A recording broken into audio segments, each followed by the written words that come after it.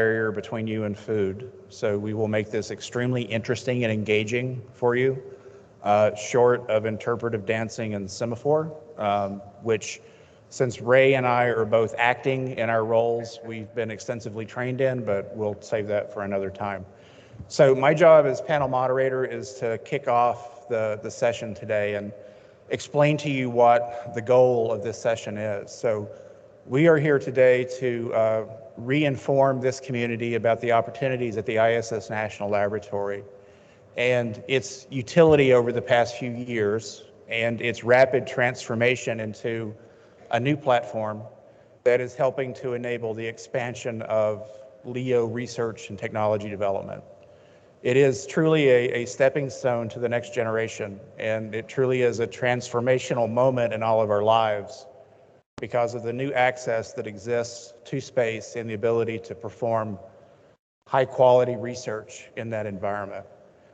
I'll be followed by Ray Lugo, who's newly installed as our Chief Executive Officer and Principal Investigator at the ISS National Lab.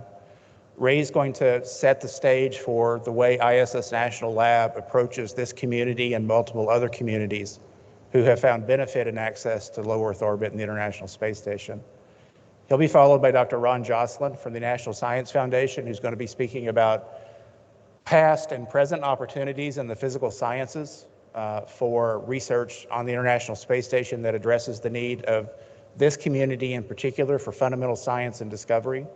So in addition to the many excellent programs that NASA runs, the National Science Foundation now has active programs that utilize the International Space Station on a yearly basis as well. He'll be followed by Dr. Anthony Atala from Wake Forest Institute of Regenerative Medicine, who was a participant in his institute, was a participant in a challenge ran by the NASA Science and Technology Mission Directorate, the Vascular Tissue Challenge, which challenged the community of stem cell researchers and those in the regenerative medicine fields to identify technologies and ways to improve our ability to grow thick tissues for transplant and beneficial uses in a clinical setting. So Dr. Atala is going to be here to talk a little bit about his experience with that vascular tissue challenge and an exciting opportunity that both of those teams from Wake Forest Institute of Regenerative Medicine have to take their technology discoveries to space to evaluate how they work in the absence of gravity. Batting fourth for the presentation today is Ms. Robin Gatens. She's with us here today from NASA headquarters, and she's going to be offering some insight into where the International Space Station currently resides in space and its future, as well as NASA's engagement with the commercial community to identify new commercial LEO destinations that will help to satisfy the needs of this community and others. So we can go to the next slide, please.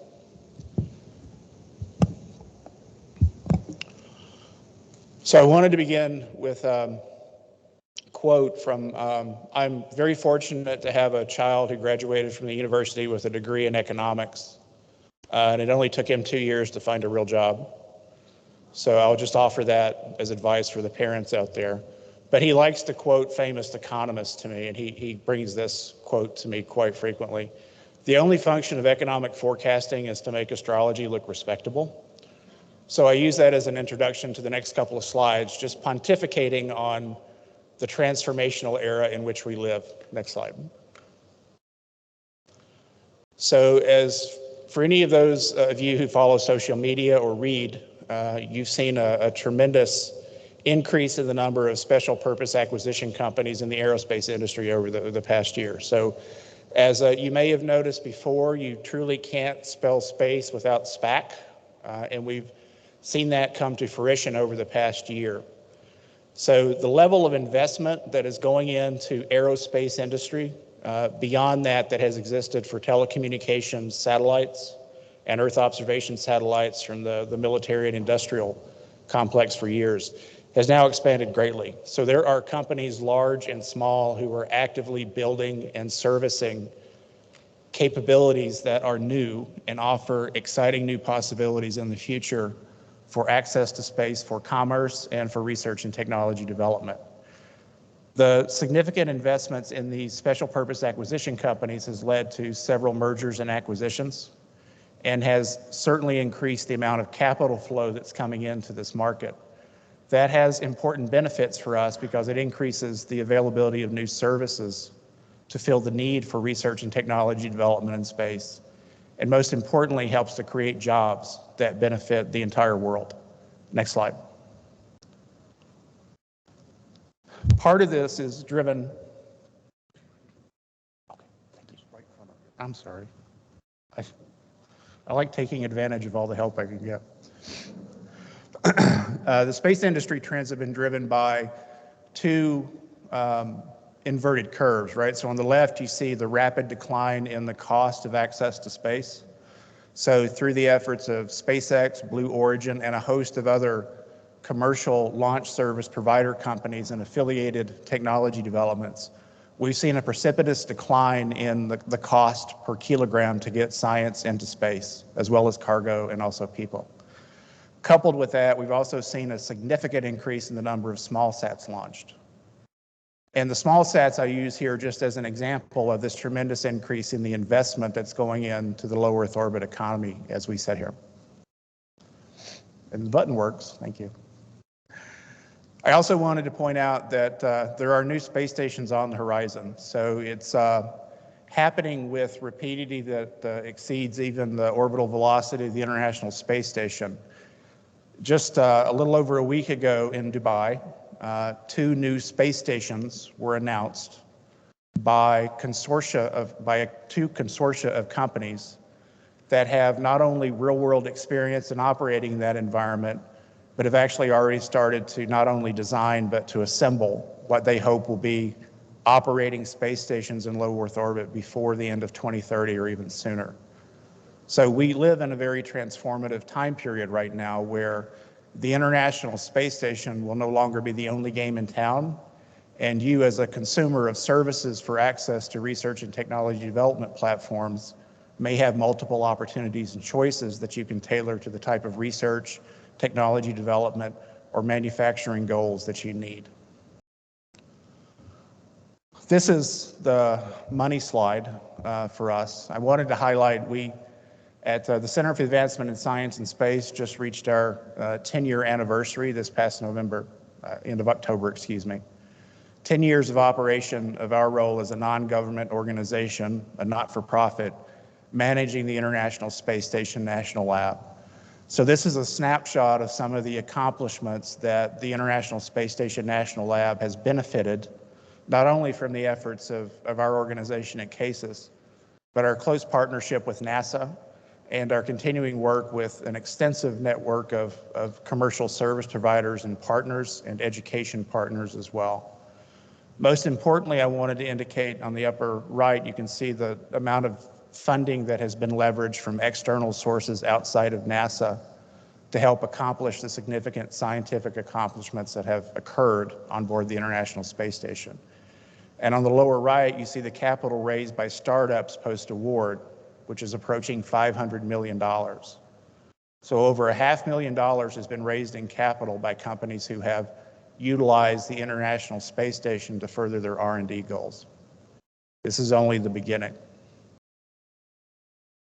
I wanted to take just a few minutes to highlight some of the programs that we have great pride in at the Center for the Advancement of Science and Space. Among these is our Space Station Explorers program, which is part of the Educational Outreach Committee.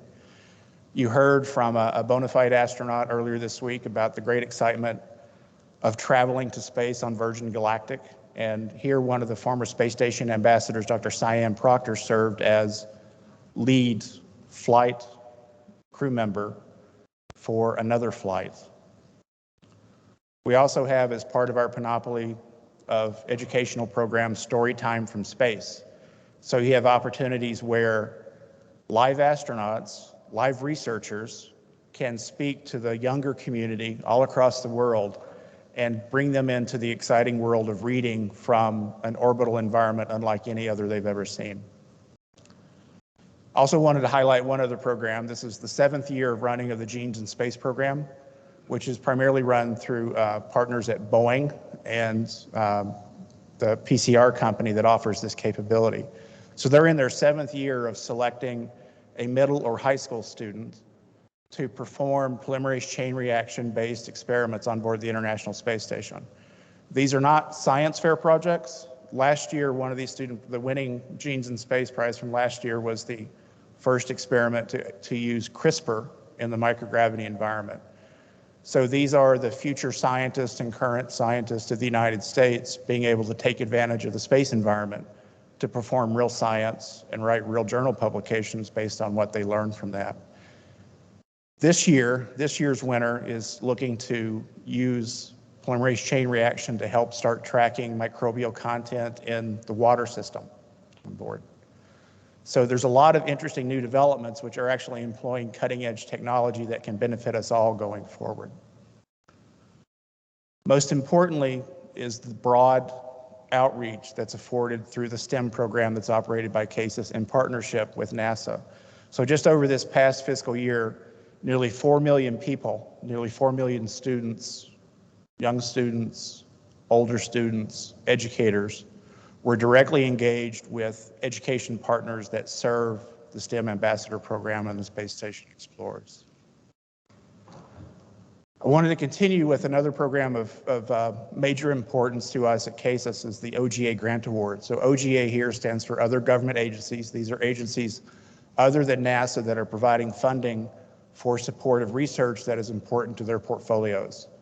So we started these joint solicitations and joint programs in 2016. They continue and will continue for the future of the International Space Station National Lab. We've partnered with the National Science Foundation for Transport Phenomena and Tissue Engineering and Mechanobiology. You'll hear more about those efforts from Dr. Jocelyn. We've also partnered with the National Center for Advancing Translational Sciences at NIH for tissue chips in space. Those awards were based on 2 flight opportunities to each winning team with incremental monitoring of their progress towards flight and their flight return, so that you have the ability to identify where there are challenges with these extremely complex experiments to explore the effect of microgravity on advanced models of disease in the space environment. Tissue chips as disease models are, again, a transformative mode of science which is already starting to move into the clinical realm, although slowly. There's still a lot to learn, but microphysiological systems offer us the opportunity to divorce ourselves from the use of animal models. They also enable us to actually engage in personalized medicine, where we're not only able to query our own bodies to understand how our responses will be to different therapeutics and our risk factors for different diseases, we can actually take our cells, cultivate them in very defined, well-defined conditions, and gather data about the most appropriate type of therapeutic approaches to use going forward in the future. Microgravity offers the advantage of being able to accelerate the onset of some conditions in these systems that enable more rapid testing. In the first round of NIH tissue awards, 5 tissue chip laboratories were awarded in the area of kidney dysfunction, blood-brain barrier, post-traumatic osteoarthritis, immunosenescence, and innate immune response. Each of these first-round experiments have flown once. Most of them have moved on to their second flight, and publications will start appearing in early 2022, moving into 2023 from this work. In the second round, 2 investigations were picked in the area of cardiomyopathy, one in gut probiotic response, looking at the interaction between the immune system in the gut and the microbiome that is resident within us all, and another looking at the effect on muscle through sarcopenia. Each of these investigations will fly over the next 6 months for their first test. So just to highlight this engagement led by partnerships with these other government agencies, we've seen a substantial influx of new capital available to the research community for support of fundamental scientific investigations in the space environment. This is a win both for NASA and for ISS National Lab, but most importantly, it represents the engagement of other government agencies in space as a useful environment in which for them to address questions that are critical to their science portfolios. On the lower right in the red, you see the vascular tissue challenge. And I'm happy to announce here that not only is the first place team that won the vascular tissue challenge sponsored by NASA able to fly a technology test demonstration, Dr. Atala's team is also able to fly a technology demonstration through the donation of funds from a third-party organization, the Methuselah Foundation. So we're starting to see the engagement of benevolent donors to support R&D activities in space that are important to the research goals and the larger missions of those not-for-profit agencies as well. This is another exciting new avenue of the commercialization of LEO. We've seen a substantial increase not only in the interest, but in the quality of the research that's being submitted in proposals to the National Science Foundation for Transport Phenomena and Tissue Engineering. So this is to say that competition is ramping up, and we're hopeful to be able to meet that increased demand with more funding available in the future. So stick with us, we're working on that. So it is my honor to bring to the stage now Mr. Ray Lugo, who joined the Center for the Advancement of Science and Space only a short 8 weeks ago or so. I'm going to ask that if you want to go ahead and start submitting questions, please do. They'll be popping up on the screen in front of me. I'm going to hold the Q&A until the end. We should have about 20 minutes at the end of the session to go through the Q&A for each of the panelists today. Thank you. Ray?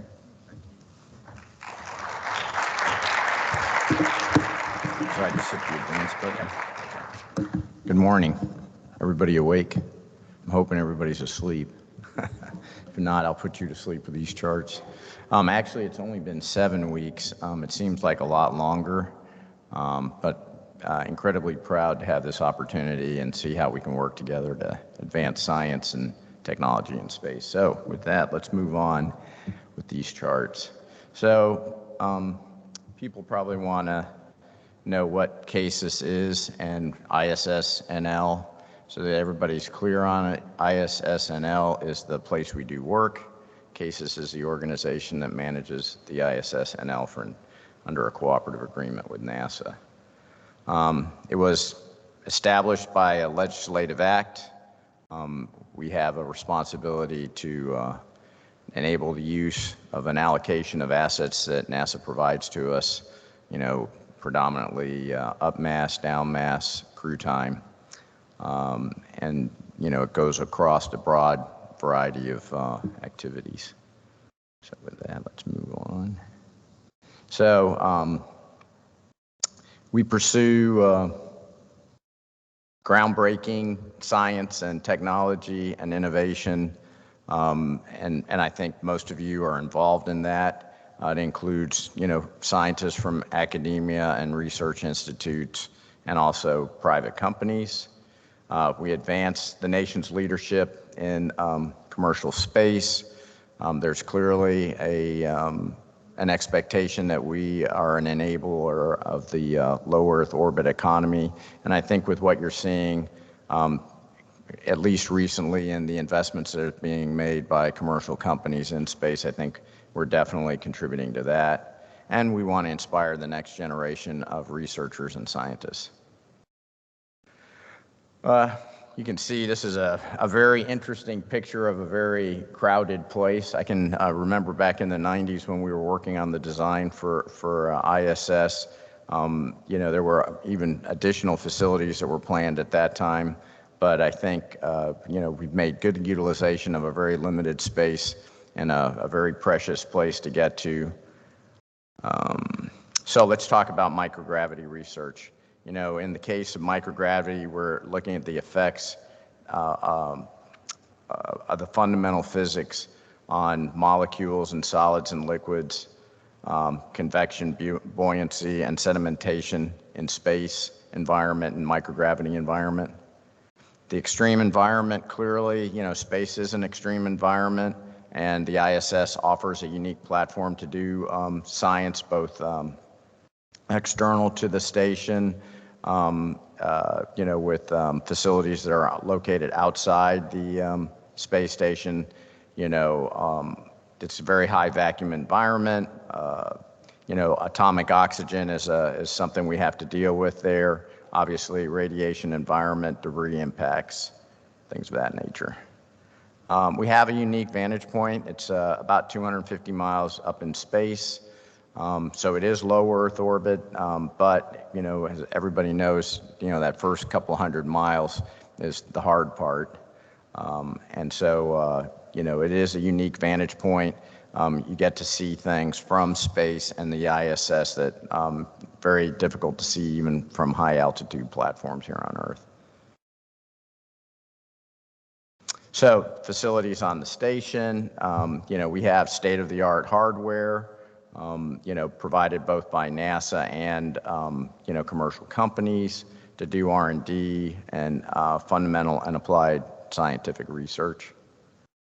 We have a number of partnerships. We talked about the OGAs, so, NSF and NIH are clearly two other government agencies with which we have a pretty strong and vibrant relationship.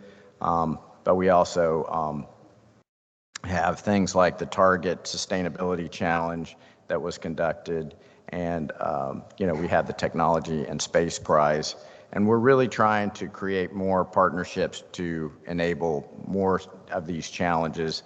And I think most of you know we have a sustainability challenge that we've just kicked off with Estee Lauder. We do STEM on the International Space Station. We have the Space Station Explorers Program and the Ambassadors. And then currently there's a recently established fellowship in the name of the former CASIS board chair, General Abramson.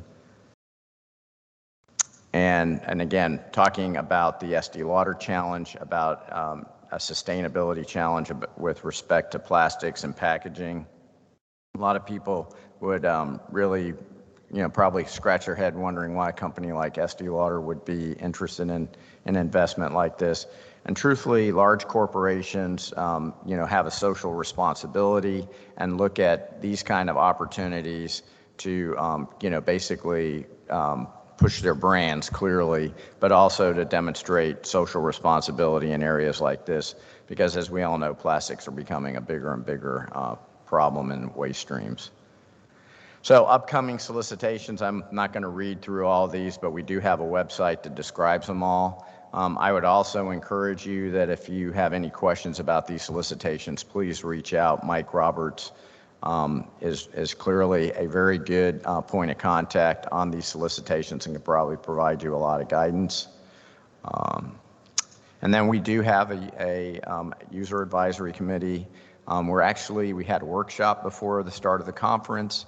I'm very happy to say I think it was well attended, and I think it was a good interchange between not only the UAC members, but I was clearly listening. I think Robin also clearly listened to a lot of the questions and interaction, and I think it's putting us in a good position to hear the voice of the users and see how we can respond more appropriately to the needs of the community. And with that, on future directions, people ask me a little bit about a strategy. In 7 weeks, you don't develop a strategy. I think I can tell you I know where we're at. I'm very proud of the accomplishments of the ISS NL.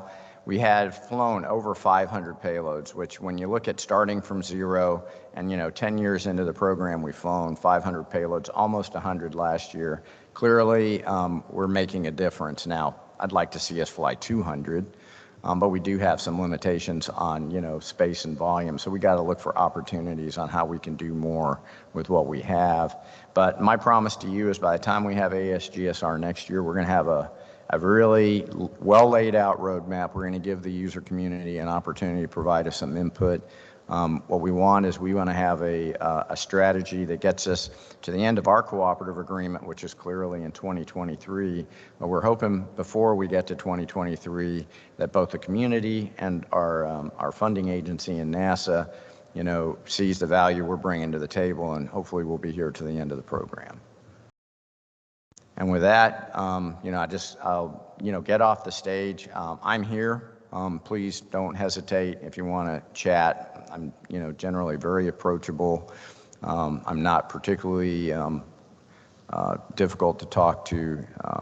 You might have a hard time getting me to listen. Sometimes I engage in the conversation too much. But I'm happy to chat with you, listen to any concerns or any ideas you have, because clearly this is an opportunity for us to hear your inputs and to hopefully adjust our plans and strategies so that we're responsive to the needs of this community. So thank you very much.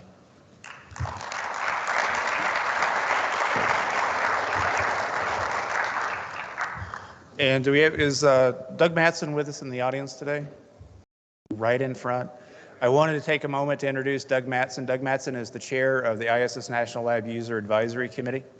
So in addition to the many services that he's provided to the ASGSR organization, he's taken on the challenge of running a committee that is charged with providing user input that is extremely valuable to the ISS National Laboratory. So it is your International Space Station National Laboratory. Please seek out Doug and the other members of the UAC if you have any questions, concerns, or just want to participate and learn more about what the User Advisory Committee is intended to do.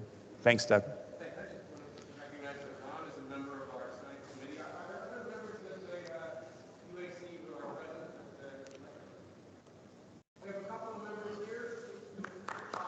Please stand up and be embarrassed. Thank you. And if we could have Dr. Ron Jocelyn's slides up. Our next speaker will be Dr. Ron Jocelyn. He's going to present an overview of the engineering programs on the International Space Station and talk about some of the exciting discoveries that would not have been possible were it not for access of the National Science Foundation and its programs to space.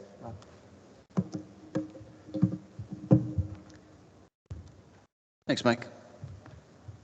So I'm representing a number of program directors and staff and others, of course, and of course all the principal investigators that are part of this program. So what I'm really here to share with you is a status report on a relationship that started 6 years ago with CASIS.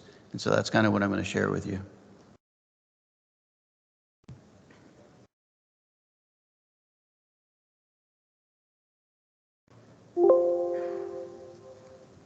Let's try the right button. All right, so introduce NSF, which you may or may not know. Talk about partnerships, which are huge. Talk mainly the bulk of the talk on the research part of that. Slide on diversity and inclusion, and then end with the future. All right, so NSF is an independent agency similar to NASA. It's part of the executive branch. It was formed basically at the end of World War II when President Roosevelt, he saw the war was ending, and basically he charted the way forward, and he said that the new frontiers of the mind are before us, and if they are pioneered with the same vision and boldness and drive with which we have waged war, we can create a fuller and more fruitful employment and a fuller and a more fruitful life.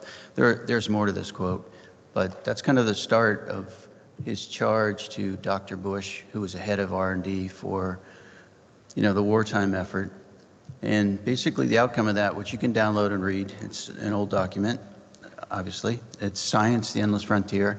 And some of those elements that really led into NSF are the war against disease, which we are very active in right now, right?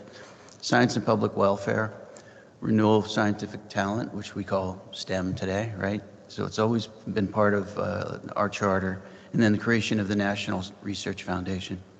He passed away before that was finalized, but President Truman, with everything that was on his plate in the international situation, it started off by vetoing the bill in 1947 because of some issues with Congress, which doesn't happen today, right? The President and Congress, but in 1950, he finally signed, and NSF was formed. So NSF invests in basic research and people to create knowledge that transforms our future, right? Global economy, economic security, and really the mantra, or really our charter, is to promote the progress of science, to advance national health, prosperity, and welfare, which sounds NIH-like, to secure the national defense, which sounds DoD-like, and other purposes. Very open-ended. And it very screams of partnership, right? So NSF does a lot of partnering. So this is what it looks like today in terms of the organization. We have a director who was confirmed last year, Ponch, and then some directorates. And I'm just going to talk about engineering at this point. So Director of Engineering's mission is to invest in engineering research and education and foster innovation to benefit society. So that's kind of our mission. And that's kind of the structure. We have Susan, who's just came on recently as the the assistant director, and then the deputy assistant director, Linda, and then the division under that. And I'm in CBAT, and civil, CMMI, Civil Mechanical Manufacturing Innovation, we combine to fund projects that go to the space station. So that's why they're in the red little box there. But one thing unique to NSF is that all of the leadership are from the faculty at universities. So they come and they rotate in. So someday maybe you will be my boss. Come in and rotate and stay for a year to 4 years and do some good leadership. The deputies are typically permanent SES. All right, so partnerships. One slide on that. Basically, like I said, we partner with a lot of organizations internationally. We do individually just CBET. EPSRC is the UK, and we do a lot of joint programs with them. So if you want to team with somebody in the UK, there's a way to do it, and both of you get funding. And then, of course, other organizations, Ireland, Israel, etc. So there's formal agreements set up. And then on the right, of course, there's a lot of agencies that we work with, and of course today we're talking about this. In terms of research funding, in 2015, CASIS approached NSF and said, hey, is there an opportunity that we could do something joint? And the answer was yes, and solicitation came out in fluid dynamics, and for the community, and that community at the time, and that was the start. We ponied up $1.8 million to start the initiative to see kind of where it went. All right, in terms of how the process worked, it was NSF issues the solicitation, CASIS evaluates pre-proposals for feasibility, NSF conducts their merit review with panels like they normally do, except with the added justification for ISS. So the proposal has to say why it has to be on the ISS. And then, of course, the NSF then funds the research, the analysis of the data, the publishing, et cetera. And CASIS funds the internet and the implementation partners. So it looks like we do that and they do that, but that's not the way it works. We're a partnership. So all through the process, the solicitation, we all co-evaluate feasibility, we evaluate. So it's a real partnership. So 2016, fluid dynamics and this is kind of boring, next couple of slides. The fluid dynamics and particulate multi-phase program ponied up the money, and then we switched off and had combustion and thermal transport pony up the money.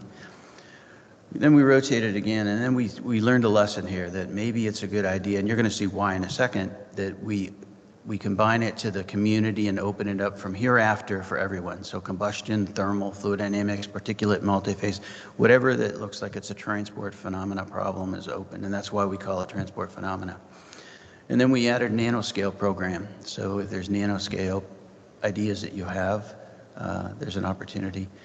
And then finally, you're seeing a progression here, right? But I'm going to leave it at that. So in 2018, though, the tissue engineering component of that came online and has run every year since, too. These are some of the program directors. The interesting thing about NSF, too, is program directors can change places pretty often. So you could come as a faculty member and be a program director and run a program if you like. Bill Albright was on the initial discussions in 2015 with CASIS, and so he's the only remaining person. That's a snapshot of who you would deal with right now. And I'm kind of showing you these pictures because if you have an interest and there's a solicitation, let's say it happens in December, if it happens this year, then these are the people you want to really talk to and just say, hey, I've got an idea. How does it fit? All right, in terms of the money, so again, these two programs ponied up. 5 projects were awarded and 2.5 million. I said 1.8 million started, the whole initiation. But after fiscal year 17, only 3 projects were awarded with $1 million. We realized one thing, that 3 years and $300,000 is not enough time and not enough money to get ground-based experiments into space. So we changed it, and now it's 4 years and $400,000. And that's really a starting point, for your proposal if you get the award. The reason the 2.5 million came up is that we supplemented all those awards with additional funding and with additional time so that they could be successful. And then finally, as they progress the number of projects, it's almost $8 million and 23 projects are in the queue. All right, so why aren't there, right now there's 3.6 million available per year, but it's not being spent. Why is that? Number one reason is they're not meeting the criteria. So they have to pass technical merit and broader impact. They have to justify ISS. I can tell you that most of the proposals, in case this is part of their evaluation process too, they come on the panels and they listen and they hear the panel discussions. Justification of the space station is number one. And then feasibility assessment and hardware availability. So those three widgets you got to go through to be successful. All right, so I'm not going to talk about tissue, but there's $5 million that came out in tissue in those projects as well. And you could repeat the same idea, right? Feasibility, technical merit, broader impact, whether it's justifiable for the ISS, and availability of hardware. So, all right, this is really boring. I put this together last week, so I apologize. But it's good to document what happened, but it's not really easy to see in an audience. The only thing I'm going to say when I go through this next two slides is these are the projects. Basically, launched or awarded 2016, launched 2018, and it's on sediment dynamics. I'm going to show you those results later. Next project that was launched, again, 2016 awarded, 3 years it took to get actually launched into space. And this one was on droplets through a porous surface. You can see the team members, I list them there. But the next one, I'm going to hopefully show this. I think the PIs are here. They don't know I'm doing this, so surprise. It was launched 2017, and it took 2 years and on combustion. And then finally, I think Boris is here, and I don't know whether Lou's here or not, but their project was 2018 awarded and 2020. So it takes a couple of years, depending on how mature you are in your ground experiments and your thought process. Finally, this is the one to show that it took 4 years to get into space. There's various reasons why all of this happens, but all right, I'm going to end here. This is the last one. So this is the one that,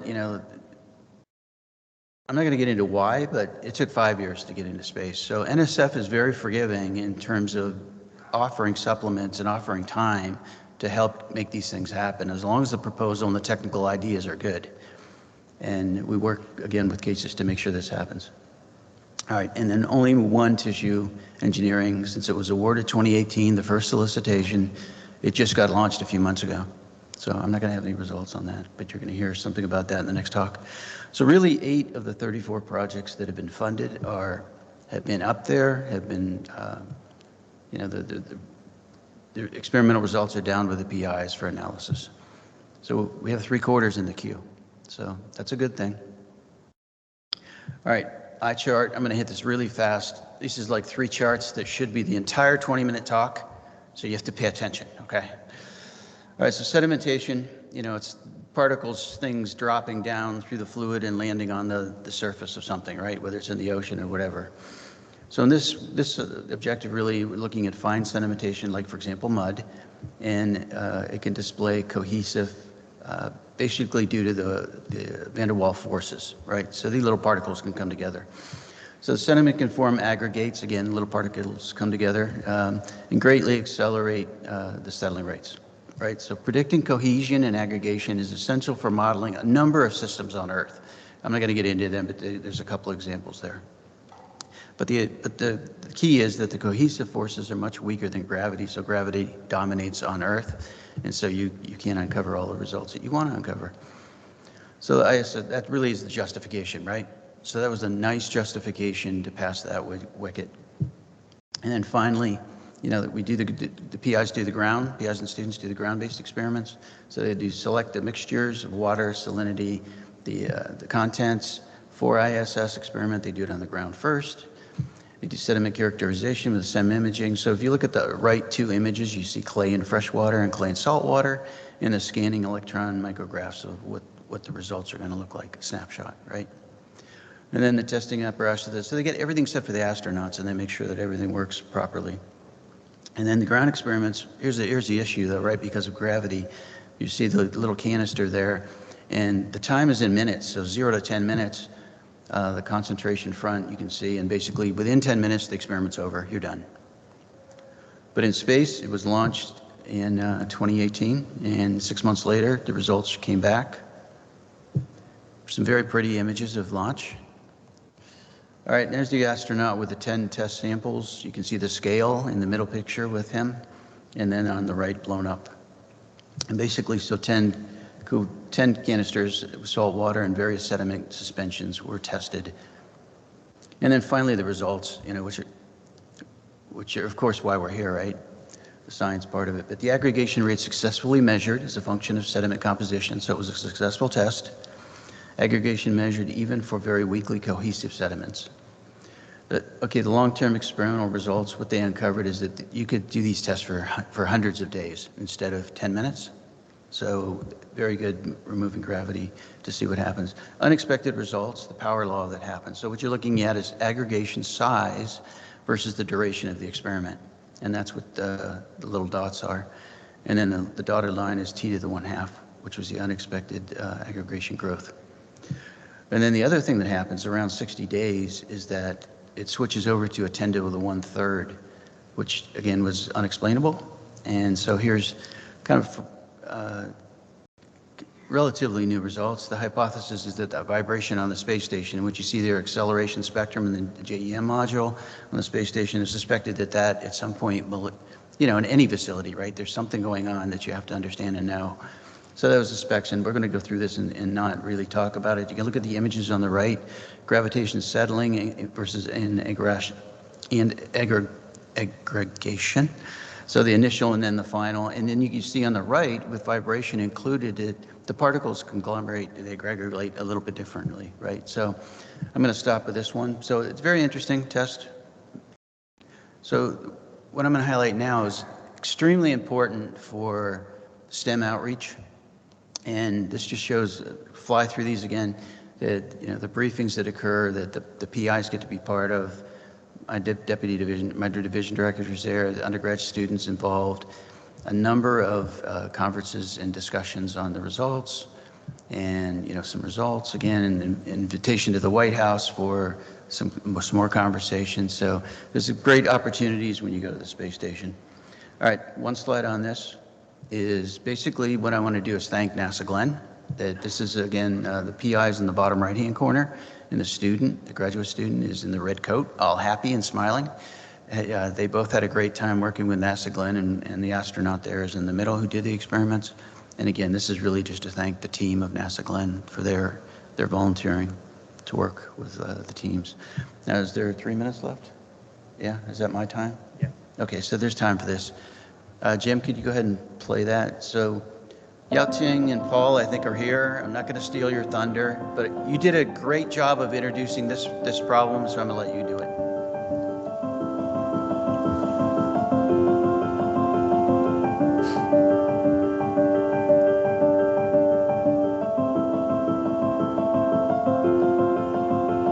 We are going to burn some small fuel samples, solid fuel samples in a wind tunnel aboard the International Space Station. So what happened here is shortly before the incident, the building had gone through some renovation. So cladding were added to the building facade for energy and cosmetic consideration. So when fire entered this cavity space, the thermal expansion of the combusting gases and the flow confinement forced the flame to accelerate, and so it spread way faster than usually seen. Know that on Earth, hot gas rises, right? So fire is hot, so you unavoidably associate with buoyancy flow.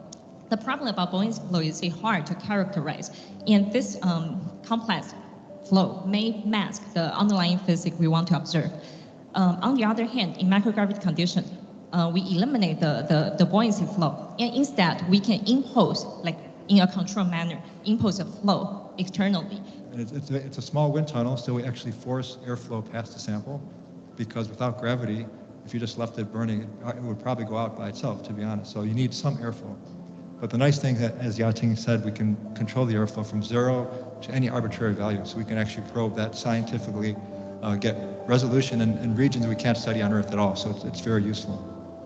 So the main idea here is we would have the astronauts change the spacing. We move the black walls in and out, and we could change the amounts that the distance from the fuel sample to the walls, effectively making a narrow space or a wider space. As we heard earlier, the importance of the fire that we saw on Earth was a confined space. So we're looking at that effect on these flames. The focus of this project is a protein that we call myostatin, which we discovered many years ago. Thank you. Maybe.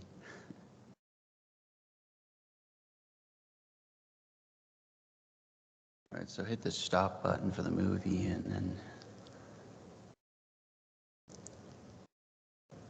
Okay, perfect, thank you. Yeah, there's no way I could say it better than that, right? I mean, the imaging, so this was another combustion project, and the idea is to show diversity in what NSF is funding, teaming with CASIS. And this is just one of those. This really just did. Could you play this movie? Again, there's no sound to this, but I just want to re-emphasize that the excitement that the students get from this, I'm sure you do as PIs as well, but the students are just pumped to be able to go on a job interview and show this, right? This is my experiment, right, in space. So it's really cool. So that was a very short. I'm not going to talk about the results. You're probably going to hear some about that on Saturday, I guess. Talk. So CASIS gave NSF an award there. I think it's more for the partnership, right? That we're, I guess NSF should give them an award too, because it's a good partnership. Diversity and inclusion. I just want to bring this slide up that our agency is really focused on trying to come up with ideas to broaden participation, to include diversity, right? Inclusion in everything we do, whether it's panel systems, whether it's funding opportunities, mentoring opportunities. That's an opportunity that just came out as mentoring. This group is the one that discussed and came up with that idea. There's more in the pipeline that I can't talk about, but on the bottom right there's Christine Grant, and you're going to see her name, populated on a lot of this. And now I am done with 12 seconds. How about that? So maybe, no, shoot, I'm not going to do it in 12 seconds. I just want to thank the team really quick, right, that CASIS, our good partnership. I created this slide last night, and implementation partners, I apologize if there's any here. I would have put your company names there, and then the students and universities. I want to mention NASA. We just started a relationship 2 years ago with them with flow boiling, condensation, other things that are going to happen, monthly telecons, et cetera. So I think I'm done. So I'm done. Thank you.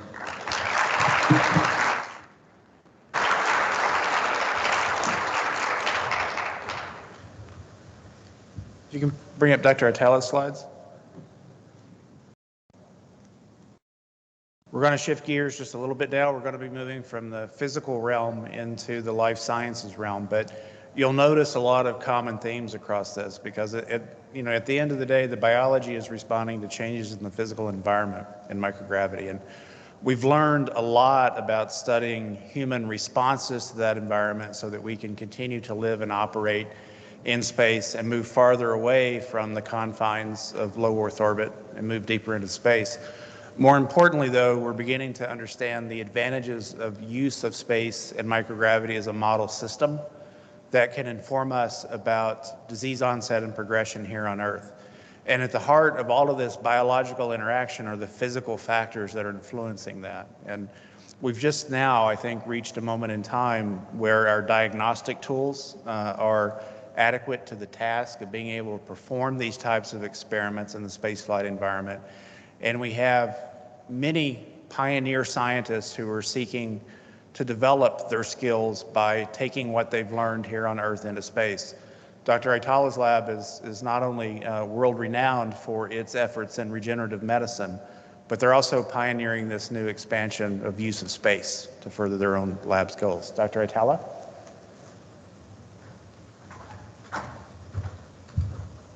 Thank you, Michael. It's really nice to be with you, and thank you, Michael Roberts, for organizing this great panel. Great to be with all our panelists today. What I thought I'd do today is really give an overview of some of the work that we're doing in the Regen Med space. This is actually a picture of our institute. It's about a 200,000 square foot facility, about 450 people working together to bring technologies from the bench to the bedside. Really a major component of basic biology, molecular biology, physiology, pharmacology, material sciences, all coming together to bring these technologies forward. And in this building, we actually do everything from the idea to the proof of concept to the preclinical work in terms of actually doing all the preclinical studies, all the way up to a GMP FDA compliant manufacturing facility, which allows us to produce the product for patients within this building. And we run the clinical trials from this building as well. We don't treat patients in this building, but we do produce the products that will go to the patient and coordinate those clinical trials. When we talk about Regen Med, of course, we're talking about using either scaffolds alone, that's biomaterials, cells alone, cells and scaffolds together, or this whole other bucket we call enabling technologies such as 3D printing or bioreactors. And when we look at this field, it's really a field that dates back over 70 years, basically when this first concept was first brought up. And so why have there been so few clinical advances? And that has really to do with major challenges in terms of growing and expanding normal human cells outside the body, using the right biomaterials that will allow the cells to go inside the body without reaction, and inadequate vascularity.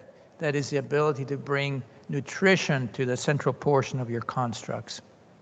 So we got our start in this field actually 31 years ago, looking at growth factor biology. That was how our first initial federal funding came in the area of growth factor biology, how to get cells, normal human primary cells, to expand outside the body. The fact is that 30 years ago, most human cell types could not be grown and expanded outside the body. So a lot of that had to do with cell differentiation, some of the molecular mechanisms necessary, and those cell matrix interactions. One of the first tissues that we targeted, we basically, these cells could not be grown. These are urothelial cells. And it turns out that the reason why these cells could not be grown or expanded is that the cells that scientists were trying to harvest were the adult cells that no longer had the properties for growth. And what you really needed, what we now call committed progenitor cells, which are the cells at the very base of that tissue, which in fact were being discarded because they didn't have the right fingerprint. So by isolating those committed progenitor cells, which don't look anything like the adult cell, and using the right growth factors, we can now take a very small sample of tissue, and by day 60, theoretically, you could have enough cells to cover a football field. And so if we fast forward now to 2021, in fact, most normal human cells can be grown and expanded outside the body. But even now, 2021, you still cannot go to a patient today and take a piece of their pancreas or their nerve and get those cells to expand. So there's still some work that needs to be done. But certainly most cells can now be grown. The second challenge was biomaterials. So we adhere to the very simple principles of biomaterials, that the cells would basically like the materials that they live on so that they will not reject. The scaffold would replicate the biomechanical and structural properties of tissue being replaced. So very simply, we're trying to replace a blood vessel, we're going to use a very different biomaterial than trying to replace a piece of bone. In terms of vascularity, the challenge was that cells will not survive in volumes larger than 0.3 millimeters cubed. That's about the size of a pinhead. So now we can grow enough cells to cover a football field, but in fact, they will not survive inside the body unless they're less than about the size of a pinhead.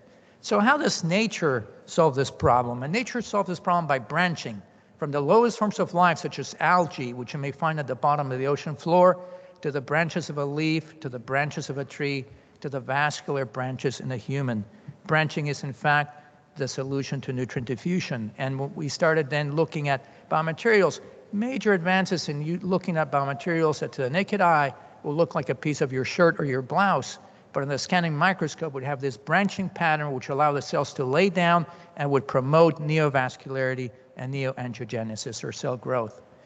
We did a lot of studies to look at growth factors to see how we could enhance this in addition to the materials. So on the far left, you see what happens if we use normal human muscle cells that we implant inside an in vivo model. And you can see here that when we implant the cells alone, not much happens. If we add endothelial cells, which are the cells that line blood vessels, a little bit better. If we add the most potent growth factor, vascular endothelial growth factor, much nicer. But there's no doubt that the best outcome was when we had the muscle cells plus the growth factors plus endothelial cells. And now you have this very nice skeletal muscle tissue formation in this preclinical model. So basically, to show then that to vascularize these structures, whether in vivo or in vitro, you really do need all these ingredients. Let me give you an example of one of these tissues that we actually were able to put into a patient. This is a tubular structure. This is an X-ray of a patient who had a motor vehicle accident. And you can see the bladder on the top, and you can see the tubular structure on the bottom, but there's a whole tubular structure missing in the center because it was shattered by the motor vehicle accident. So strategy is we bring the patient in about 6 weeks prior to their scheduled surgery. We take a very small sample of tissue from the patient, less than half the size of a postage stamp, through a minimally invasive approach. We expand the cells outside the body, create a three-dimensional scaffold that we coat on the outside with the muscle cells, on the inside with the lining cells from the same patient, and then we put it back into the patient. Remember, these materials are fully degradable. So what happens when these materials degrade? The cells do what they would normally do in your very own body. They start to sense that their bridge is giving way, and they start to lay down their own bridge, their own extracellular matrix. So 6 months later, you're left with the patient's own cells and their own extracellular matrix. And you see here in the second panel, the scaffold alone. On the far right panel, you see the scaffold fully seated with cells prior to implantation. In this picture, in the second panel, you see the surgical implantation of the construct. On the third panel, you see the X-ray 6 years after surgery, showing that these patients continue to do well for the duration of the study. Before we published it in The Lancet, we already had a 6-year follow-up with these patients. This actually shows you the pilot series with all the shattered urethras in the top, the earliest X-rays 3 months later, and the latest X-rays up to 6 years later, showing normal function long-term. So using this strategy, we have now been able to apply 15 applications of our technologies in patients using a variety of many different engineered tissues, like the urethra, like skin, bladders, cartilage, muscle. We currently have a clinical trial using skeletal muscle for rotator cuff shoulder injuries, for example. So we've been able to engineer these tissues both in vitro and in vivo, and we've been able to transfer 15 of these into patients to this point in terms of clinical trials. However, the challenge still remains solid organs, because flat structures like skin are the least complex. They're all complex, but flat structures are the least complex biologically. Tubular structures are the second level of complexity, like blood vessels. Hollow non-tubular organs are the third level, and finally the solid organs. Why are the solid organs so complex? Because there's so many cells per centimeter that it really requires a much larger vascular nutrition. And that is why we started working on a system to build these structures with 3D printing. We started out by using your typical desktop inkjet printer to show that this could be done. And we were able to show that you could print these, but they did not have the structural integrity necessary for surgical implantation. So we then spent the next 14 years working on developing these printers that would actually print structures for human use. 5 features to these printers, and it was published in Nature Biotechnology in March of 2016. Feature number 1, very small nozzles, down to 2 microns. So you can take 1 human hair, split it 50 times longitudinally. That's how small we can get, to about 2 microns. So that's very necessary for precision. So you can have precise the position of the cells where you need them with additional programming, which is the second feature.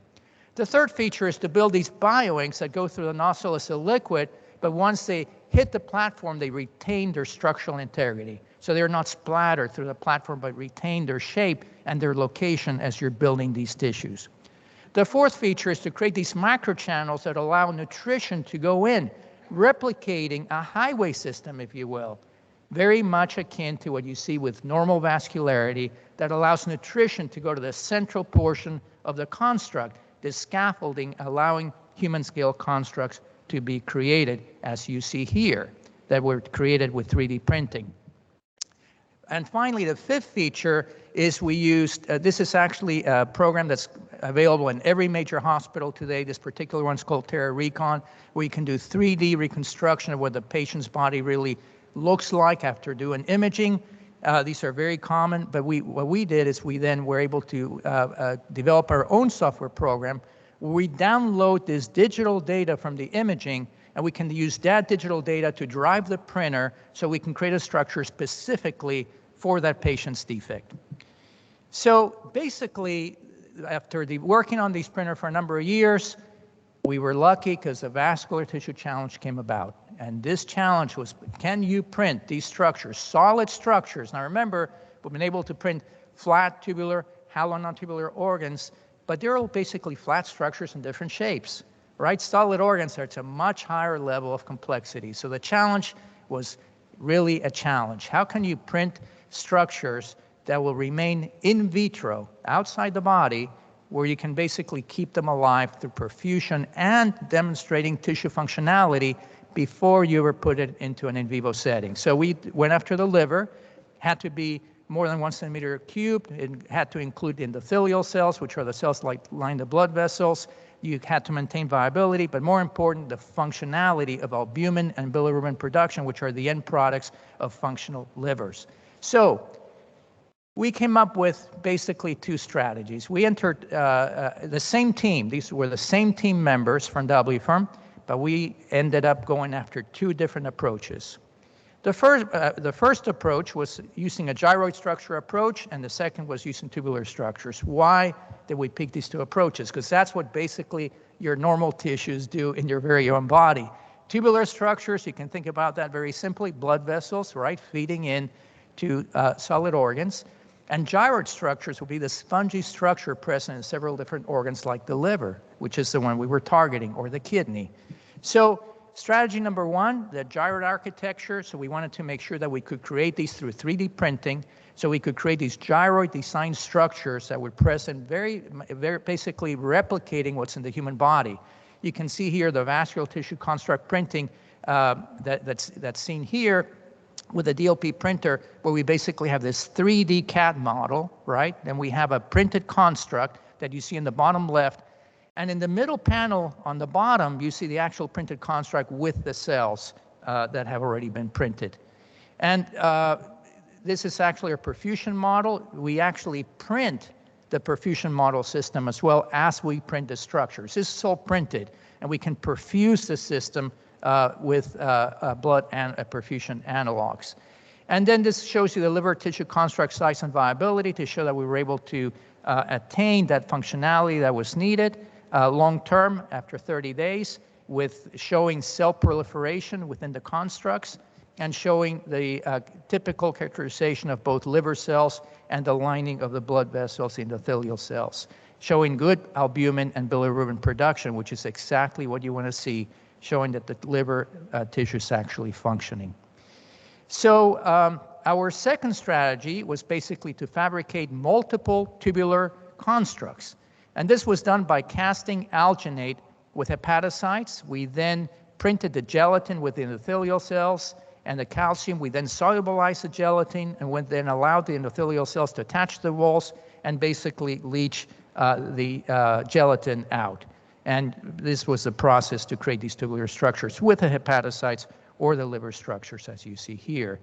We actually used organoid systems, because that is actually what we also are using through our 3D printing. We can now actually print our microphysiological systems with about 10 or 12 different organs in a single system, and we can print both the microphysiological system and the organoids at the same time: liver, lung, kidney, blood vessels. So we actually use that technology that we already developed funded by DTRA, the Defense Threat Reduction Agency, that gave us a large grant to develop this system about 10 years ago. And through this system, we were able to then create the organoids, put them into the tubular structures surrounding the tubular structure so they would be fed through these tubular vessels. And you can see here the viability. You can actually see the tubular structures, which are surrounded by these organoid structures that you see here, as well as hepatocytes, and showing viability long-term and maintaining the dimensions. In fact, these were created 1 centimeter in all dimensions, but they were actually about 6 centimeters long. So we could create 6 centimeter long by 1 centimeter wide. In fact, we can create as long as we want to, and we can actually cut these. So in reality, we have a very good mass that could be used clinically using this strategy. You can see the endothelial staining, the blood vessels at day 30, and you can see the staining of the functional staining with the albumin at day 30 as well, showing the albumin production long-term and showing the bilirubin production as well long-term. Again, showing functionality of these structures over 30 days, which was the long-term time point for this particular challenge. So in conclusion, then, these bioprinted livers, using both approaches, were able to show adequate perfusion. The liver tissue constructs, much larger than 1 centimeter cube, that consisted both of liver cells and endothelial cells, were able to maintain their volume with over 85% survival, in fact, over 90% survival with the second method. The hepatocytes within the constructs proliferated, showing that these remained alive and the tissue will continue to grow within the confines of the mold that we had set for them. The cells maintained the vascular channels that remained patent throughout the perfusion, so there was no issues with the perfusion, and this basically would allow hopefully the application of these technologies now for solid structures in the future. So next steps, as you know, we're actually, these two projects, like Michael Roberts mentioned, are going into the International Space Station. We're actually working closely with CASIS and the ISS National Laboratory, so we can get both of these into the International Space Station through funding that's already been made available. And we're very thankful to get these into space for various reasons. First, because as you know, when we're talking about the organoid systems, for tissue testing and disease testing, we can make these into pin-size structures, but to really look at the long-term viability and the long-term effectiveness of therapies, you truly need larger structures, larger tissue structures that are more physiologically related to the human response, right? Because the organoids are about the size of a pinhead each. So you really want to have that mass volume that will allow you to test these different drugs in terms of toxicity, safety, efficacy, and personalized medicine into larger structures. And using this in a microgravity situation allows us also to look at better ways for manufacturing, which is really the next frontier for us, manufacturing these structures for the future. And of course, the ability to have these available in the future, for future space travel. If you have this a defect that occurs in space, a tissue defect, can you get it fixed? Because you're going to be far from Earth. Can you get that done while you're in space? So there's many, many, many utilities to the system. And I'd like at this time to really thank our entire team at WFIRM at the Wake Forest Institute for Regenerative Medicine. Really, it's a village. As I mentioned, about 450 people working together to bring these technologies from the bench to the bedside and to use these technologies for pharmacological testing, where we have a major program in that area as well. This has been an amazing team, same team, two approaches. We've been very lucky to achieve this goal, but of course, many years to get to where we are today. I'd like to thank all of you for your attention today, and especially our fellow panelists and Mike Roberts for putting this together. Thank you for your attention.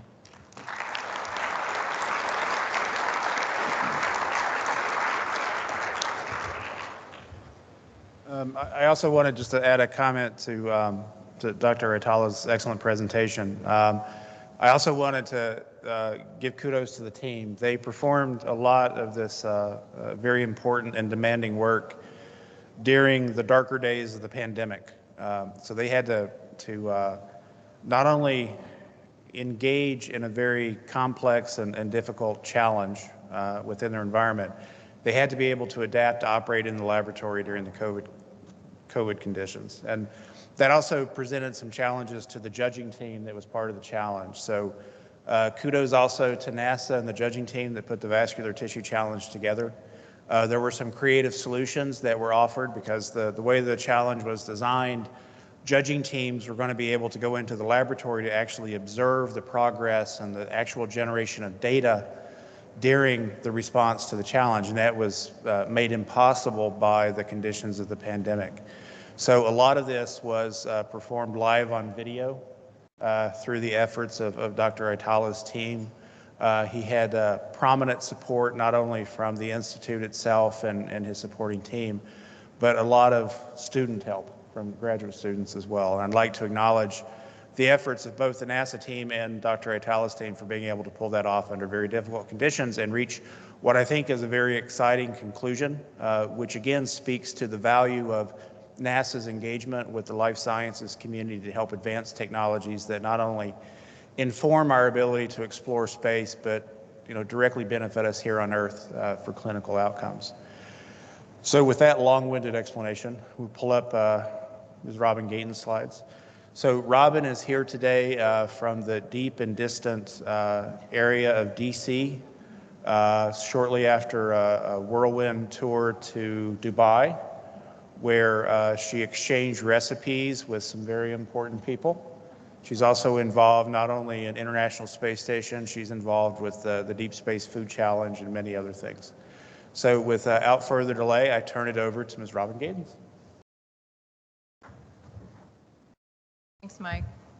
So I'm batting cleanup, and then you guys get to ask us grill us with some questions. So I'm really happy to be here today. As Mike said, I wish I could have been here the whole 3 days. I have been listening online, but coming back from Dubai and digging out from my inbox was a little bit challenging this week. So I'm going to shift gears. I love hearing about all these results. And I'm going to talk a little bit more about NASA's vision for where we see space station going and how we're going to do the transition then to our future in LEO on commercial space stations. And I have the clicker. I love this picture of the space station. It was taken recently by our Soyuz crew when they did a fly around and relocated from one port to another. And the reason I love it is just amazing photo, but it also shows the ever-changing and evolving nature of the space station. So on here you can see several visiting vehicles. We've got vehicles always coming and going, crew vehicles, cargo vehicles. The space station is a huge, busy place. You can also see on the right-hand side on the solar arrays, the very right-hand side, are two brand new rollout solar arrays on top of the existing solar arrays. And we're going to bring up more of these. We're going to have 6 total. So these 2 were installed this past year and literally rolled out like a yoga mat. And they are augmenting the power system on the International Space Station so that we can do more research and more power the future commercial elements as well. So where are we today on the space station? So we like to call the first decade the decade of assembly. The second decade, we were really expanding and learning how to use this platform and figure out what we can do with it. And now we're in the third decade. And so I like to call this decade the decade of results. And I really need your help. I have been promoting along with our science team who's represented here today and CASIS. You know, let's talk about these results. We already talked about some of them today and throughout this conference. And the more we can really highlight results and push them out to our stakeholders, the more support we get. So I really feel like the station has come into its own and we're really, yes, things take a long time, but we are starting to see those incredible results and we need to talk about them. So, so please help. Please feed us all those wonderful things. I will say our administrator, Bill Nelson, former Senator Bill Nelson, former astronaut Bill Nelson, is very, very interested in these nuggets.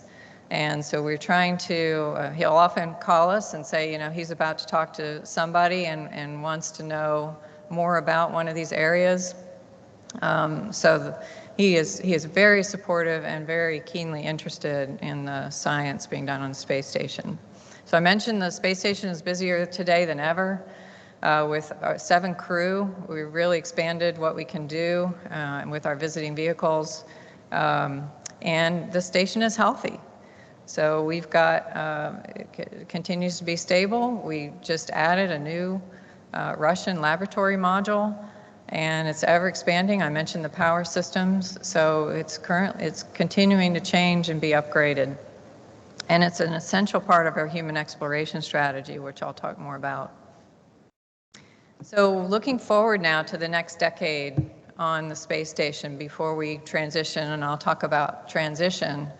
You know, we're not just hanging on. We're really trying to accomplish specific goals in all of these areas of our mission. So enabling future exploration beyond low Earth orbit, scientific advancement, enabling the commercial economy, inspiring the next generation and the general public, and returning these benefits. So I'll talk a little bit more about each of these areas and what we envision. So in enabling exploration, we're using the space station as a test bed to get us ready to go to long duration missions in microgravity. The space station is a perfect test bed, for example, to simulate that round trip to Mars on a microgravity spaceship. So we're doing human research to learn and mitigate those risks. We're also testing and validating the technologies we're going to need. My whole career has been spent working life support systems, so that's near and dear to my heart. And we're smack in the middle of evolving our life support system we started with on space station to what we call our exploration life support system that we're going to need to go to Mars. Just recently, we got a brand new toilet, brine processor assembly that closes our water loop to 98%. So we're really advancing our technologies there, and we've got more to come on the space station. We plan out, so when we look at where are we today and where do we need to be to execute these future missions beyond low Earth orbit, we have identified a number of what we call capability gaps. So this is a very colorful and eye chart, but we have each one of these arrows on this chart represents a capability gap that we need to demonstrate and close using the International Space Station or a platform like it in microgravity. The colors mean if it's pink, we're already flying something. We're already demonstrating it on the station today. The length of the arrow is how long we think we need to test before that gap is closed. And then the green we're still in ground development, and blue is when we anticipate flying something. So we use this, and we call it our fly-off plan, to sort of project, when are we going to be down this curve? Like I said, we're right in the middle of it right now. So we want to keep going on space station. It's really important to keep the momentum going and close as many of these gaps as we can so that when we do transition to a follow-on commercial platform, we can transition kind of a smaller subset, and that's going to be easier for us to do. So that's our exploration plan. When we think about, and that's easy to define. We got our gaps, we kind of know what we need to do, we can timeline it out, when are we going to close.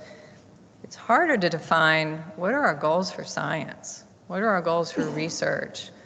That's a squishier set of goals for us. We're never done benefiting humanity, right? So we've done a lot of thinking about it, and we know that we have some definite things that are achievable and that we'd like to do on the space station, such as the medical technology development that's been talked about here and in this conference. Accelerating our understanding of climate, using the instruments on the space station, manufacturing life-saving and revolutionary products that can only be developed in microgravity, so in-space manufacturing. I'd love to say that, and I think we can already say, that lives have been saved that could not otherwise have been saved through research from the International Space Station. And then expanding through all our disciplines and continuing to use the platform to inspire and educate. So those are some big goals. And I'm shooting the wrong one. Some of the medical highlights you've already heard about.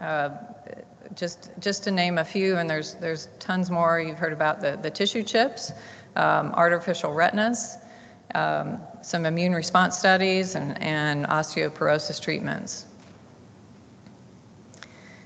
When you look back, I love this chart. It was in our publication, Benefits for Humanity publication, I believe, and it shows the expansion of research growth over the decades. So on the left, you see from 2000 to 2010, the areas of research on the International Space Station and how that exploded in the last decade.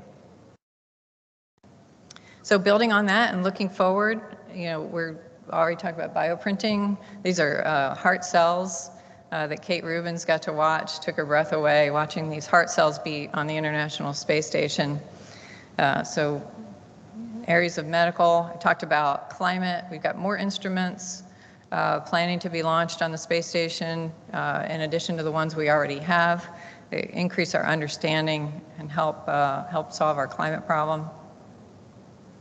New commerce.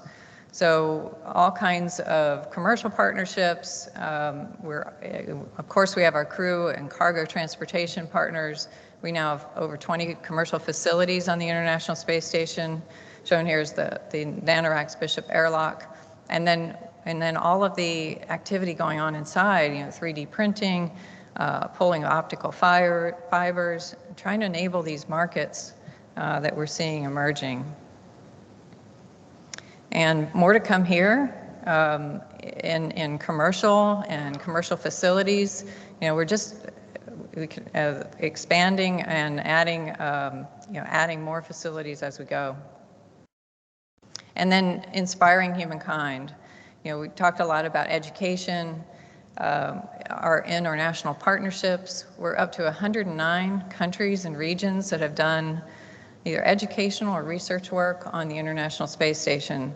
And so we want to keep going. We want to color in this map. We want to continue to expand the numbers of students that we're reaching and general public. Some of the programs you've heard more about are just highlighted here. So we've done a lot, and we can do a lot more if we expand beyond the International Space Station and create this commercial LEO economy. So now I'm going to transition a little bit into those plans.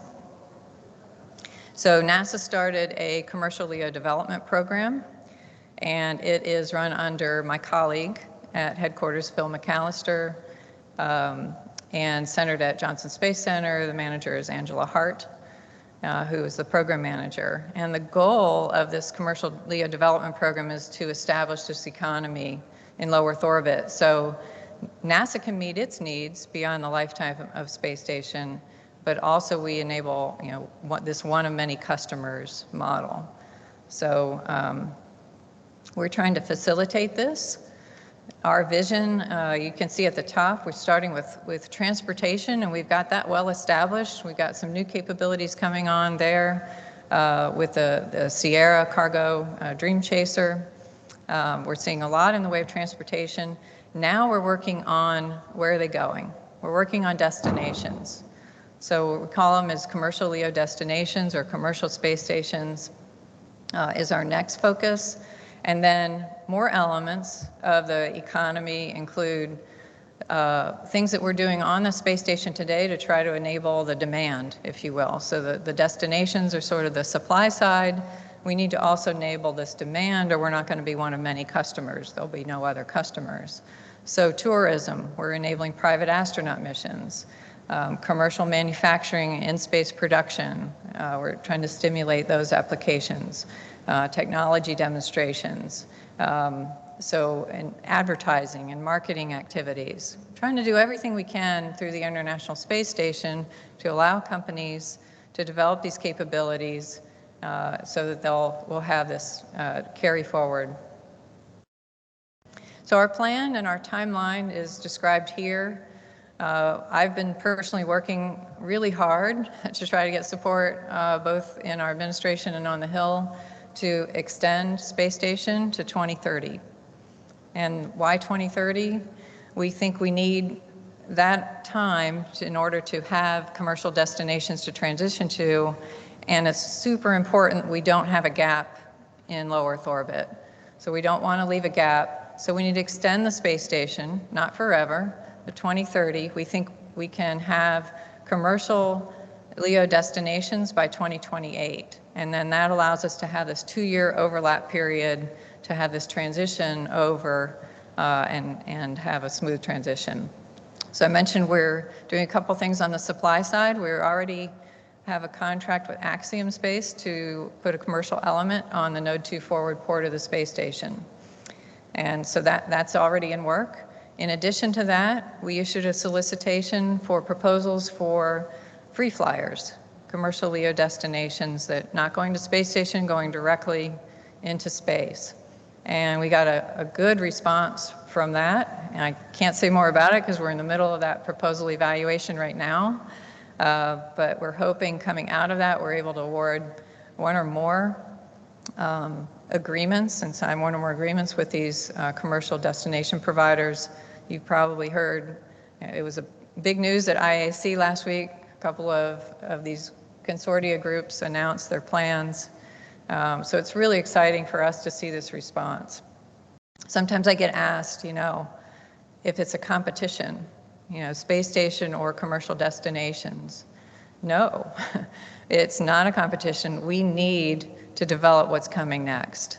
And we need, because space station won't last forever, we want to use it while we have it. We want to maximize its legacy and its potential, but then we want to transition to these future destinations. So it's both. On the bottom, we've got, as I mentioned, a number of areas of demand that we're trying to stimulate as well. We're trying to refine our own forecast. What does NASA want to do?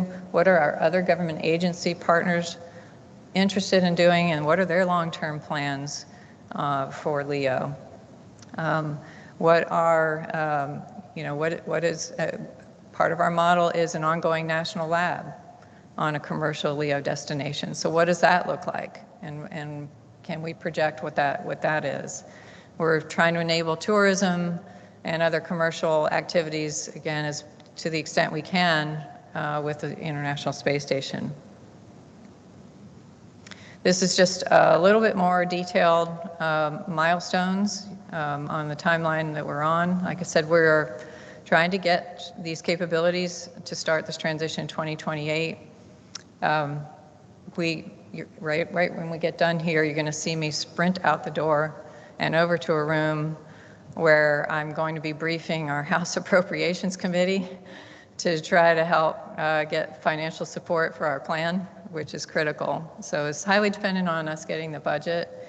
We're starting to see more and more support from the Hill, so that's good. Mentioned we're refining our own needs. We put out a white paper a couple years ago defining what is NASA planning to purchase in the way of services from these commercial destinations. We think about 2 crew. It's really, if you look across, it's all the same activities we're doing on the station today, but about 1/3 to 1/2 of what we're doing. We think we want to continue on a commercial destination. So about 2 crew, a number of science experiments, technology demonstrations, external instruments, and then this national lab capability. So we're refining that right now. We're going through and asking and getting help from our own community to try to refine those estimates and really, get down to the how big is it, how much powder does it take, all of those things so that we can, as we have these destination providers, give them as much information as possible about what they can count on from NASA as a customer. All of these pieces of utilization we need to transition. So top of the list here, international partners. We can't leave our partners behind.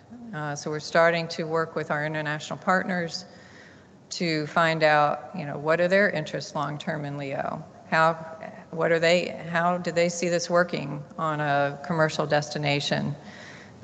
We have agreements today on space station. What are those agreements going to look like on a commercial space station? So we're starting those conversations. It's really critical that we keep our partners with us and even expand those partnerships. We're going through all of our NASA demand, I already mentioned. Other government agency research, we're talking to our colleagues and other government agencies, trying to find out and forecast what they see themselves doing. Continuing in-space product manufacturing. What we're going to get out of the business of doing is the pure commercial business-to-business stuff. So today on space station, we have a mechanism, for example, to fly tourists or do marketing activities on a kind of a reimbursable basis. We won't need to be in the middle on a commercial destination. Those are going to strictly be business-to-business arrangements. So we're starting to think about what does it look like today on station? What does it look like on a CLD? How do we make that transition? And I think I made it. 45 seconds, Mike. Thank you.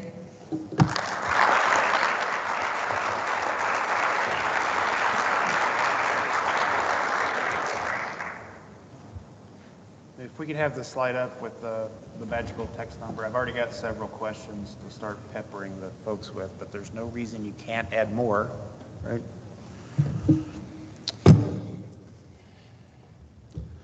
Robin, thank you for that excellent presentation on the present and the future.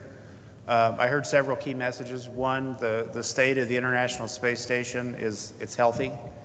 It's a robust R&D environment with every bit of capability that it had when it was first launched and operated and crewed in 2000, but it's even better because there's been continual replacement, not only of the life support systems, but most importantly, all of the analytical infrastructure that exists on board the International Space Station has been continually upgraded, both through the efforts of NASA and all of the commercial partners who design, built, and operate that hardware on station. So it continues to be a cutting-edge research platform and will continue to be so through at least the rest of this decade while other commercial platforms come online. So that leads to, let me begin with a question to Robin that came in. Are there plans to incorporate existing ISS modules into the commercial platforms, or is the plan to deorbit the ISS as it is? Is this on? Yeah. Yeah, we get that question often. We're not precluding any of that. Some of the modules on the space station are newer than others. And so if a company building a commercial space station or an international partner wants to salvage something from the space station, I think we're completely open to doing that, and that might make sense. I will say we haven't studied it ourselves, but like I said, we're not precluding that. I have a question for Dr. Jocelyn. So, Ron, you said in justifying ISS for the NSF-sponsored investigations was a very important criteria. Did you mean to say that that is the primary reason for selection of the science that NSF supports going to station, or is it just one of many criteria? So is it, yeah, that's on. No, the technical merit, scientific merit is number one, and the broader impact, it's typical what NSF proposals look like. But if you submit a proposal, the reviewers might say, why ISS? You know, why not a drop test, or why not some other test that you could look at in a laboratory or here on Earth? That would be a major concern if you can't explain that in the proposal. Yeah, and just to follow up on that, again, it's about identifying the best environment in which to support the science that's at the heart of the proposal that comes in. So if there are other facilities that offer you a better opportunity to achieve the science requirements that are defined in your proposal, then it is to your advantage as an investigator most likely to pursue those efforts, because it's going to be less time in order for you to access that platform, those facilities, and to generate the data that you need to address the questions identified in your proposal. So it's not just a checkbox there, it's about understanding that the International Space Station is the most appropriate or only platform that's available to you to accomplish your science goals. Thanks, Ron. Yeah, and it could be that you've considered a drop test or some other approach. As long as you explain that in the proposal, guess what? Here's why this doesn't work. You know that I need the space station, then that's different. I have a question for Dr. Aitala. So, how do you envision the population of complex organs with other cell types that typically populate the organs during development? For example, Kupffer cells in the liver that play roles in the organ aside from primary function? That's a great question, actually, because when we are creating the liver structures that we've already created in terms of experimentally using different approaches, so we actually use all the liver cell types that are present in the human body. So when we are creating these organoid structures, not for the particular vascular challenge, because they didn't call it for those, but in the system that we currently have in place, we actually use all 5 major cell types which are present in the liver, including the Kupffer cells, the endothelial cells, the hepatocytes, the endothelial cells. And we use those cells in the same proportion as the human analog. And when we create our organoids, we actually are using a decellularized matrix. So we take normal human liver and we then decellularize the cells from the donor liver, and we can then create that into a gel. So we have a tissue-specific extracellular matrix that gets converted to a gel. So what you end up with basically is a miniature organ that has all the elements that you would in a normal human, including the extracellular matrix. We also tune for different properties such as the stiffness, because even the stiffness actually impacts the behavior of the tissue and the functionality of the organ. And by doing this, we actually get very high fidelity to the human analog, including biocanaliculi. And so you do, the more ingredients that you put in that belong in the tissue, that's what you get. And of course, that's a strategy when we put things into patients or when using these systems. But experimentally, we can vary that as we showed in the vascular challenge. If I could just speak, and that's an important point. I think we all heard in the session this morning in space biology and plant biology, right? One of the major questions that we're trying to get a handle on is how the investment of plant cells and structural componentry is influenced by that exposure to microgravity. And we're learning the same structural integrity is just as important at the cellular level and in animal-based systems as well. So not only for constantly moving muscle type cells such as cardiac cells, you need that physical tension and exercise in that environment. You also need to understand what the physical stresses are upon these organ systems as they're developed. And as Dr. Aitala points out, that involves multiple cell types and their interaction in those systems. So it's a complex environment in which the cells operate, and that extracellular matrix and the physical tensions they expose to are all very important areas of research that can be benefited by exposure to microgravity. For Robin, NASA is not a regulatory agency, but how do you see the regulation to monitor these new commercial platforms? NASA is going to be one of many customers, but do you see a role for NASA in acting as an arbiter of the services that are provided by these new commercial platforms? Yeah, you kind of took my answer, Mike. I'm sorry. It's okay. No, this could sound like a dodge. You're right, we're a space exploration agency, not a regulatory agency. We do recognize there is a regulatory gap in this area. You know, of course, we're going to have our own NASA, if we're going to house NASA crew and NASA research, we're going to have our own requirements on these space stations to meet, you know, our own standards. Beyond that, I would say, you know, we'll support. We probably don't want to be the regulatory agency, but we'll support whatever the government stands up in this area.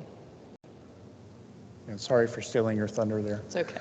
The important point there is that NASA needs to have the same level of return from those commercial platforms as it currently enjoys with the operation of the International Space Station. So I think that should be a point of certainty and assurance for the community at large, is that it cannot, you know, solely be the free market economy that derives what's up there and how it works. It has to be able to achieve a certain defined level of safety and return on the promises that those vehicles promise to deliver in that environment. So the government will work it out. Give them some time, but they'll work it out. I have a question for Ron.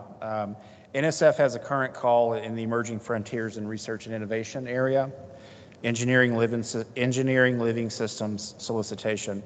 Specifically, NSF is requesting proposals for Research Thread 2, monitoring and surveillance for a safe built environment. Is this a joint NSF and NASA call, and are FFRDC scientists eligible to apply for this? Wow, very specific question.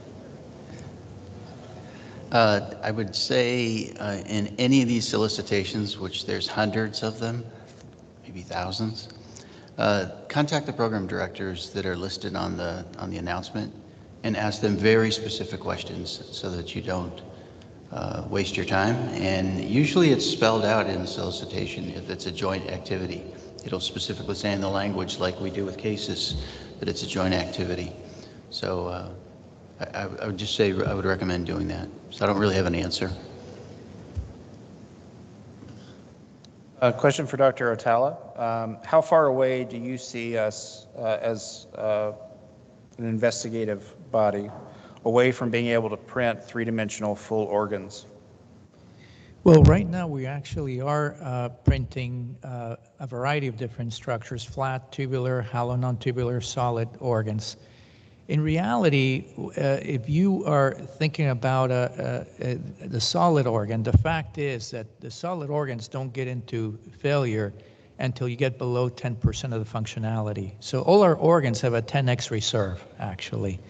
And so that's why, patients don't really, the challenge is people get diagnosed too late once you're down to that very low level. The key is to diagnose these patients earlier. And so a lot of the strategies right now are being aimed at creating structures that will basically refill the tank, if you will, as opposed to creating a whole organ, with the expectation that the whole organ will be printed in the future. I never predict the timelines for that because, as you know, those are very tough timelines to observe based on scientific challenges and regulatory oversight. But certainly, we're starting to see therapies for solid organs currently. One of the clinical trials we currently have is using the patient's own kidney cells that get extracted, and then they get processed, expanded outside the body, and they're getting placed back into patients who are on end-stage kidney failure, preventing them from getting to dialysis, where they get inserted back into the patient. So that's actually entering phase 3 clinical trials. So this is really the road to actually maintain patients, prevent progression of failure, and eventually full replacement, hopefully, in the distant future. And there was a tougher part still of that question. How do you see that eventuality being able to utilize space? How long before you think we'll be able to utilize space to see possible advantages in 3D printing of organs? Yeah, it's a great area of interest for us because we believe there are a lot of advantages in terms of the 3D printing strategies in space and microgravity. One of the major challenges, of course, is about manufacturing and the large use of cells. And in reality, using these conditions, we know that you can accelerate cell growth and cell expansion. And that's one of the challenges, right, for a full organ replacement, is having the huge volume of cells that are required. And so that's where the space research really becomes very, very critical for this. Question for Ray. As the new kid on the block in the space community and directly involved with ISS National Lab, what has been the most exciting discovery that you've had since you've been involved? In space? Yes. Wow, that's an interesting question.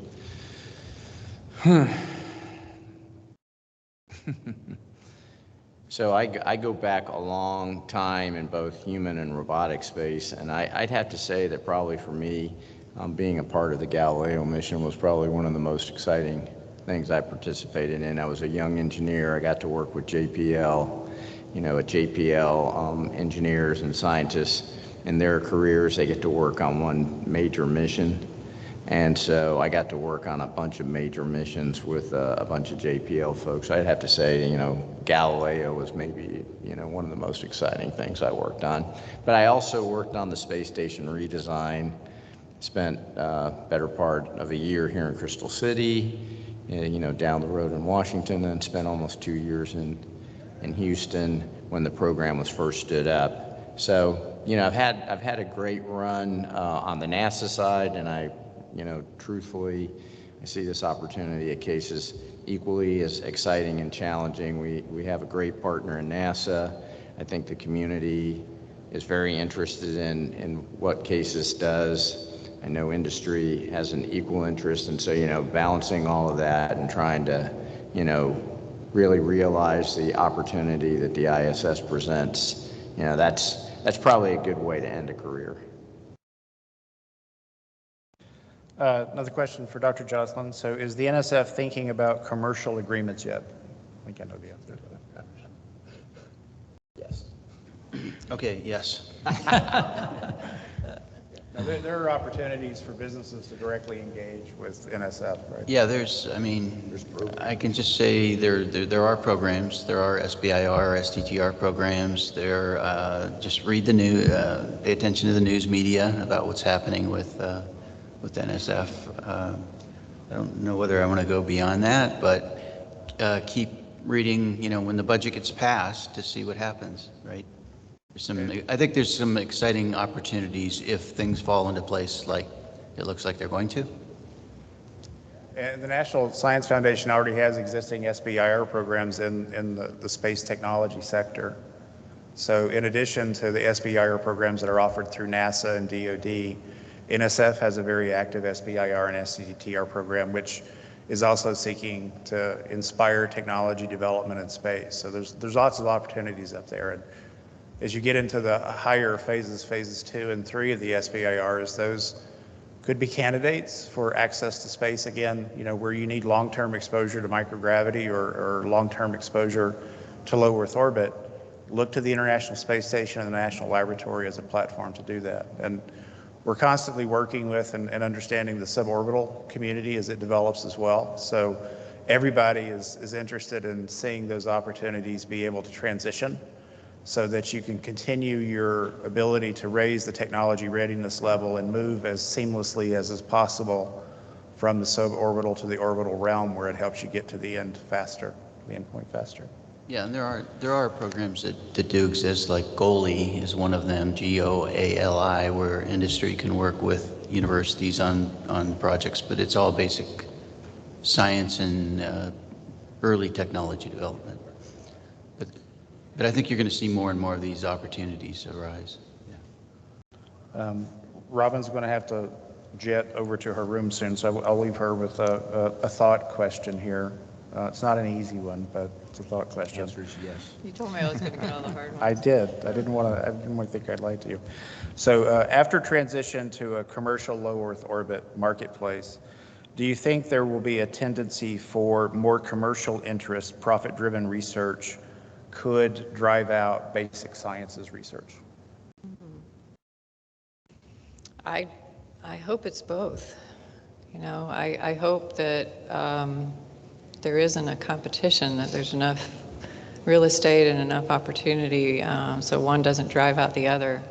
That's why I'm an advocate for an ongoing national lab, kind of government-supported national lab on a commercial LEO destination where we and our partner agencies can continue to promote science as well as incubate these promising areas, because the barrier to entry is still going to be quite high. The transportation costs are coming down, that's a good sign, but the barrier to entry is still quite high. So until you've had a chance to fly repeatedly and demonstrate whatever it is you're trying to do, you're not going to be able to get a private investment and kind of graduate. So I'm a fan. We're studying what that looks like now, but I'm hoping that it's a world where we have both.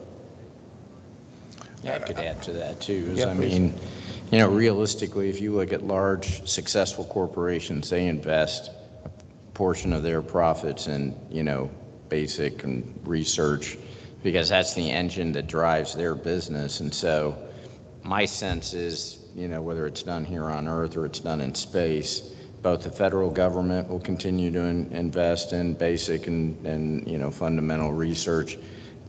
Successful companies will make those investments because, if we want to really create, a low Earth orbit economy, it's going to take more than just a few things that we're currently looking at. It's going to, be a lot of different things. And I think you're starting to see some of that with these commercial investments. So, I don't see it ever as a one or the other, but how do we create that, that balance so that we're doing enough of both?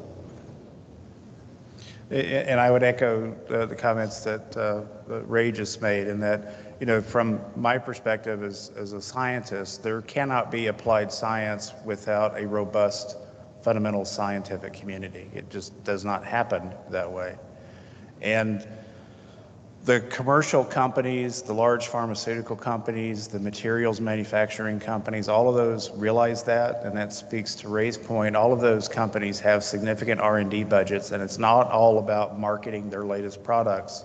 A large part of their investment is in fundamental scientific discovery that they can then leverage to improve their product line at some point. So without fundamental science, there will not be a LEO marketplace in space. It may be a very thriving tourist industry there, but the R&D activities are going to have a large component and government involvement in the funding side. A question that's important to this community and its representation here, and this is for, I think, everybody on the panel, is how can we as a research community support budget requests in DC? So I'll start at the far end of the table, Ron, and you can start at that end. how about we start in the middle? Ray? So, so I would say that probably the most powerful way that a group like this or any group can, support the advancement of science in space or even here on Earth is we all have the amazing privilege in this country to vote and make our priorities known. And I think it's an incredibly important thing for people to, to exercise that right, that privilege. I think it's also important that when you get the opportunity is to educate the larger community. I think there's a lot of times that the general public does not really necessarily understand what the goals of various scientific research programs are. So, communicate with your community, because educating the broader community on the importance of the work you do will also create kind of a groundswell of support, because it's not just, one election or one interaction with a member of Congress or a briefing to a committee member. It's got to be a consistent, engagement and education process and sharing, what Robin was saying about sharing results.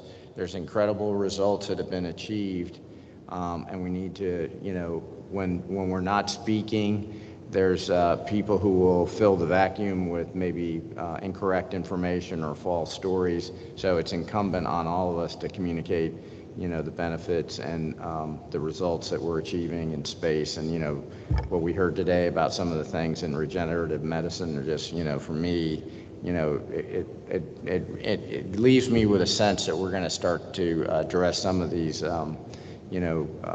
diseases that afflict members of our community, and maybe find either very effective treatments or maybe cures as a result. So I think that would be a good way. Vote and educate the community, the broader community, on what you're doing. Yeah.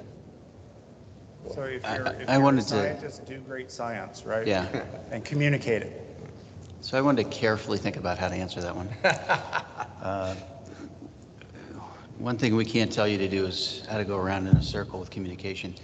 But we do get very frequent communication from congressmen when they want to visit their constituents, right? When they want to visit their university that's in their voting area, and they come to us and they say, well, what money is going in that direction? So if you get contacted and say, hey, guess what, Senator so-and-so is coming by, Congressman so-and-so is coming by, and they want to hear about your work because you're being funded by NSF or NASA or any other federal agency, be positive and tell them very good things, that can help us, right?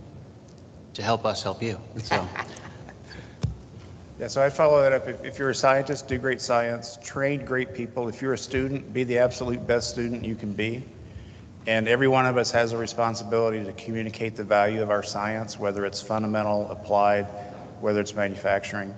If you're on the commercial service provider side, get your capabilities known to the world out there and help establish a new community. We're kind of a bimodal distribution, I think, at ASGSR now. We're kind of on the older side and the younger side, and we're kind of weak in the middle. So we need to, continue to build that out, and we all need to be cognizant of our value to space and its utilization of science. So it just doesn't end when you collect the data and you publish the paper. Keep talking about how great it was, or how tough it was and what you learned from that experience, so that your students know to make a whole set of new mistakes, not the same ones that you made along the way. So with that, it is 12:28. It is time, I think, for a break and some other sessions starting up. Thank you for your attention today. Jamie, did you have any announcements for the group? All right, thank you, everyone. Thanks for the panel. Excellent job.